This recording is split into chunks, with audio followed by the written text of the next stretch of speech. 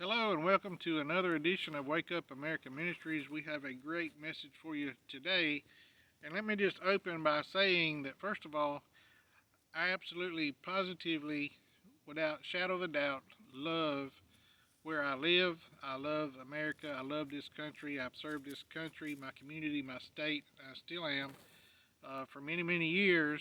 And there's no place in the world like it, maybe except for Jerusalem or Israel. But that's another. I've never been there, so I can't really speak from experience how it is over there. But if there's any other place I'd choose to live, it'd be there.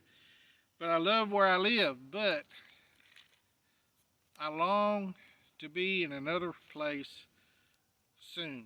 And you say, well, why in the world would you want to leave America? Well, because there's a better kingdom coming that we have as believers that we have to look forward to. And if you've watched us over the last couple of weeks, we've been talking about the two wars that were spoken of specifically in the tribulation period. That's the war of Gog and Magog, and then, of course, Armageddon last week.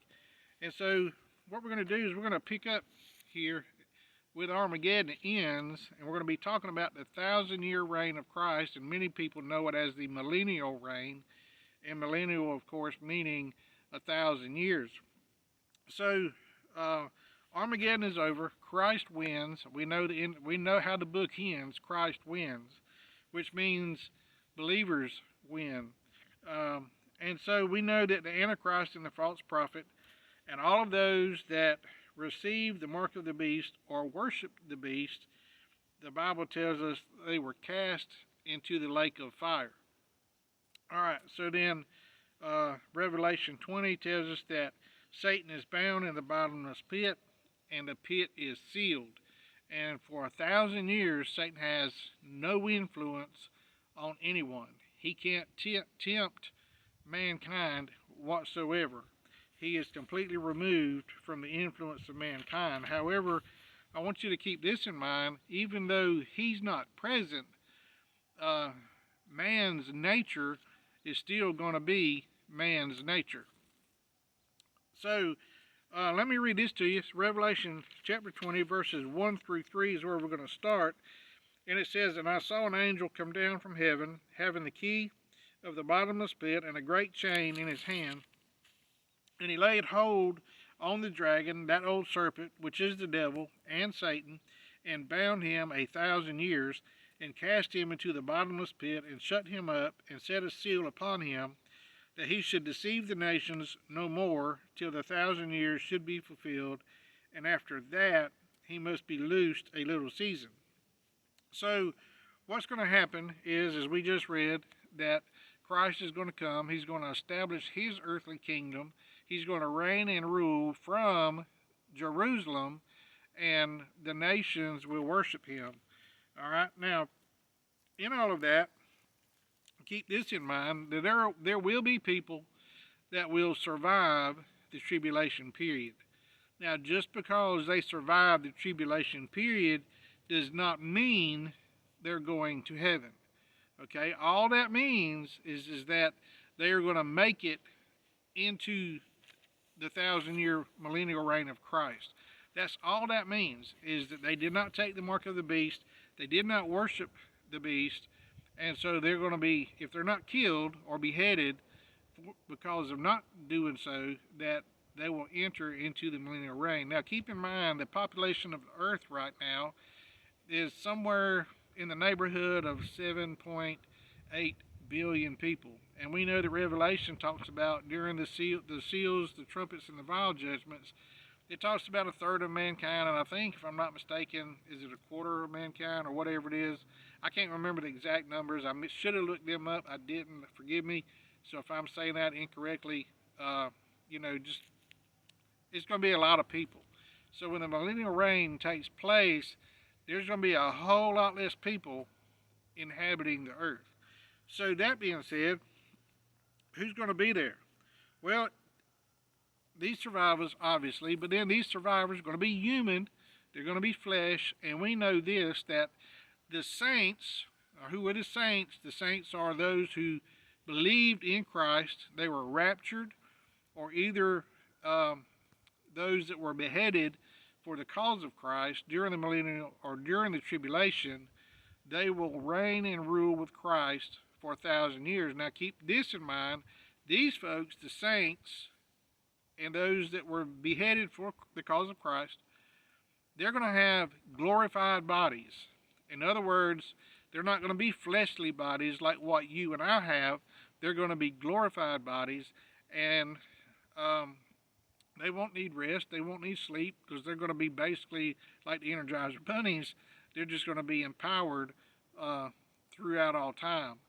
So what's going to happen though? Life will basically go on during a 1,000-year reign. It's going to continue. I mean, yes, there will be a lot have changed, but people will continue to kind of somewhat live as the way they used to, and they will repopulate the earth. We'll say, well, how do you know that? Well, I'm glad you asked me. So our next thing is, what will it be like? Well, before we get to the question we just talked about, I want to read this to you. It is Micah chapter 4, and it's verse 1 through 3.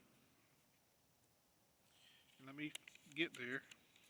I got a lot of little flags here in my book here, and maybe I didn't put one in the right place. Let's see. Thought I did.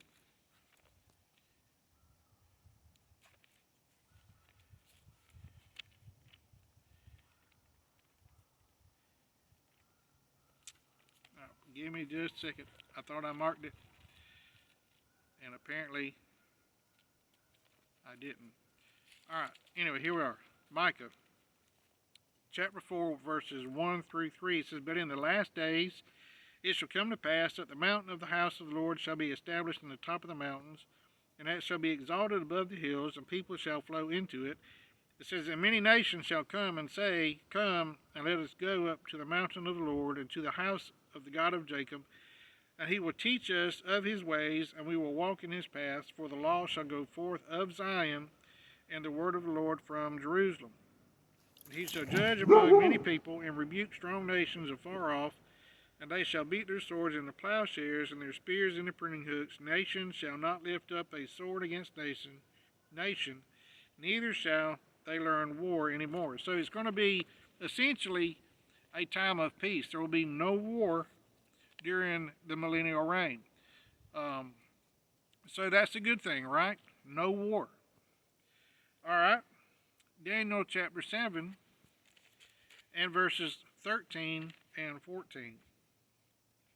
And I do have that marked.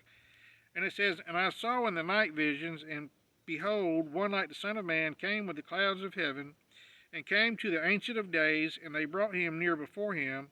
And there was given him dominion and glory and a kingdom, that all people, nations, and languages should serve him. His dominion is an everlasting dominion, which shall not pass away, and his kingdom that which shall not be destroyed. So here you have it. It's going to be a time of peace. There'll be no war. And one time a year, the nations are going to be required to make a journey to Jerusalem to worship the Lord. And it says that all will serve him. But when it says all, that's predominantly everyone. And we're going to get to that point in a minute. But before we get to that, I want to read to you Isaiah chapter 11, verses 4 through 9. Because we've heard how it's going to be much like living in the time of the Garden of Eden, when Adam and Eve were there, and they basically communed with the animals, who were at the time, they were not wild, they were not vicious, and that's how it's going to be during the millennial reign. Alright, so it says, But with the righteous shall he judge the poor, and reprove with equity for the meek of the earth, and he shall smite the earth with the rod of his mouth, and with the breath of his lips shall he slay the wicked. And righteousness shall be the girdle of his loins, and faithfulness the girdle of his reins. The wolf also shall dwell with the lamb, and the leopard shall lie down with the kid, and the calf and the young lion and the fatling together, and a little child shall lead them. And the cow and the bear shall feed, their young ones shall lie down together, and the lion shall eat straw like the ox. And the sucking child shall play on the hole of the asp, and the weaned child shall put his hand on the cockroach's den. They shall not hurt nor destroy in all my holy mountain, for the earth shall be full of the knowledge of the Lord as the waters cover the sea. So the children will have lions and elephants and such like as pets. And we won't have to worry about being bitten by rattlesnakes or cottonmouths or copperheads or the cobras or any of those poisonous snakes, because they're going to be harmless. All right, so now Zechariah 14. And I know we're jumping around a lot, and there's a reason to it, because I want you to understand what it's going to be like then. And we have this blessed hope that if we remain faithful and true to the Lord, and the rapture takes place, or we die before that time happens, that we're going to reign and rule with him, and this is what it's going to be like. Because I'm going to tell you, don't count on surviving the tribulation. Don't count on it. Many will, and they're going to be disappointed. All right, Zechariah 14:16 through 19.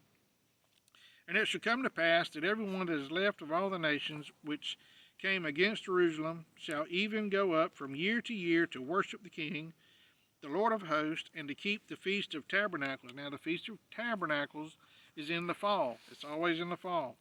And it shall be that whoso will not come up of all the families of the earth unto Jerusalem to worship the King, the Lord of hosts, even upon them shall be no rain.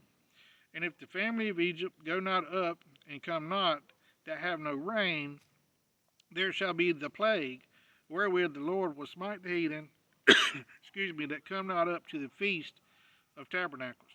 This shall be the punishment of Egypt, and the punishment of all nations that come not up to keep the Feast of Tabernacles. All right, so what is this telling us? Okay, you say, well, the Lord is going to rule, and he is going to rule. Absolutely, positively, and he's going to rule, and the Bible says, with a rod of iron. And there apparently are going to be those that are going to try or want to rebel. And when they do, their punishment is going to be swift, and it's going to be harsh.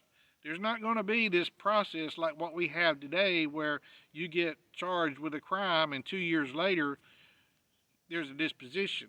Folks, that's not the way it's going to be, because we know that God is all-knowing, he's all-powerful, and he's all-present, and he's going to execute judgment very quickly. And it says here that there'll be no rain. Well, what happens when there's no rain upon the land?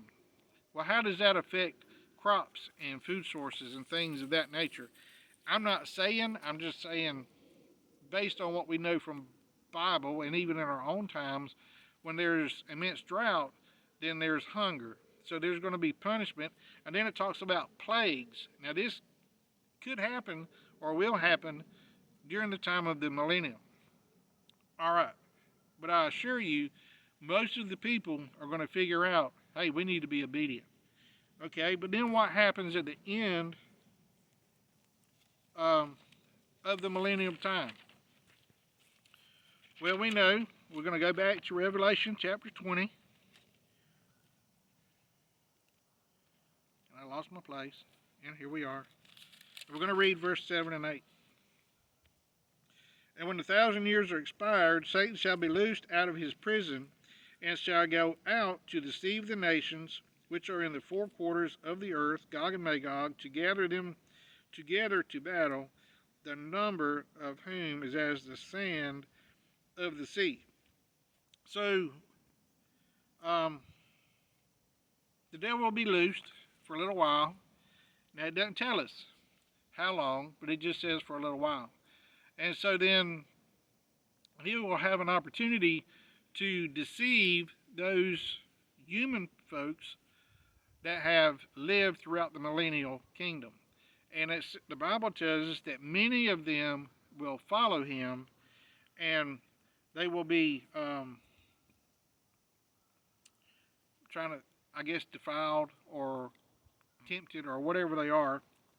But they will become followers of him. Now, verses 9 and 10. And they went up on the breadth of the earth, and compassed the camp of the saints about, and that means encircled or surrounded. And the beloved city, which is Jerusalem, and fire came down from God out of heaven and devoured them. And the devil that deceived them was cast into the lake of fire and brimstone, where the beast and the false prophet are, and shall be tormented day and night. All right? So this is going to be very quickly.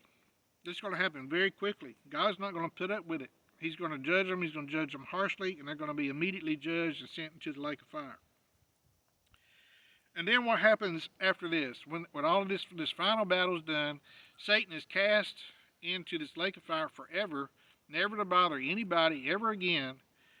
And the only people that will be left remaining at that time will be those people that chose Christ and not Satan.